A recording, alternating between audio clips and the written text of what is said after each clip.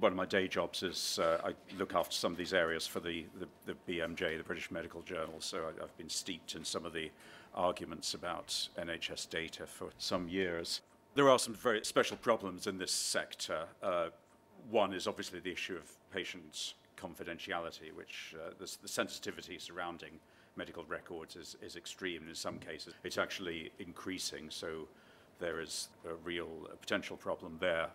The other one, of course, is that this is already recognized as very commercially valuable data, and there we get a strong tradition of interest from the pharmaceutical industry and the medical publishing industry.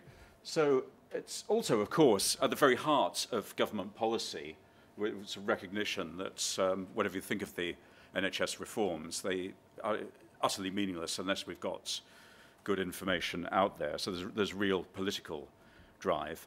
This quote comes from the Information Revolution paper, which is about to be published as a strategy. It went out for consultation last October, so we've missed the chance to comment on it. But I understand it'll be coming out in the next few weeks as a strategy document from the Department of Health, so one to look out for.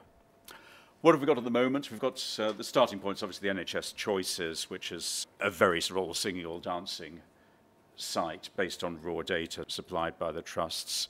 The bit that the government is placing a lot of hope on is generating user feedback. So here's an example here, and there's the sort of comments you get. Spelling isn't great, but it rings true.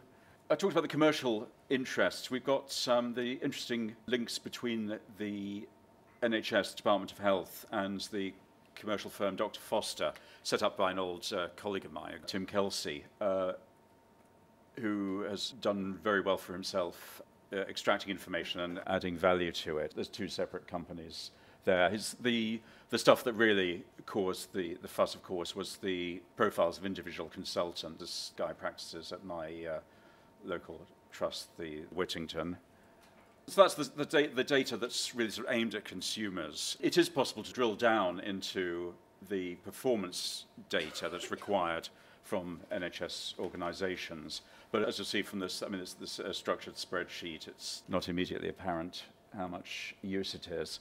Although the various Dr. Foster organisations are committed to open access, there does seem to be a problem with reuse. This is the copyright term on the Dr. Foster Intelligence data.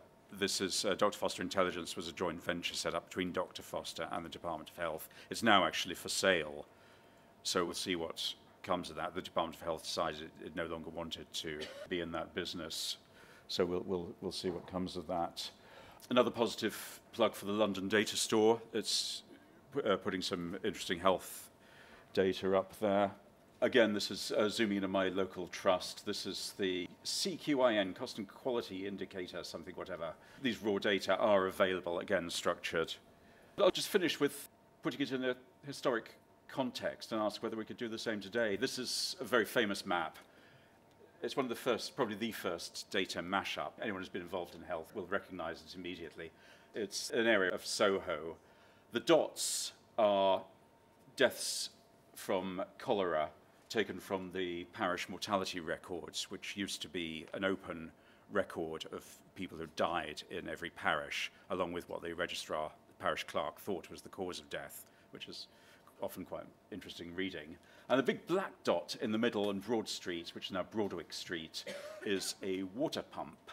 And this, of course, was the mashup that John Snow used in 1854 to demonstrate the link between cholera, which was then thought to be spread by bad air or infection, and infected water.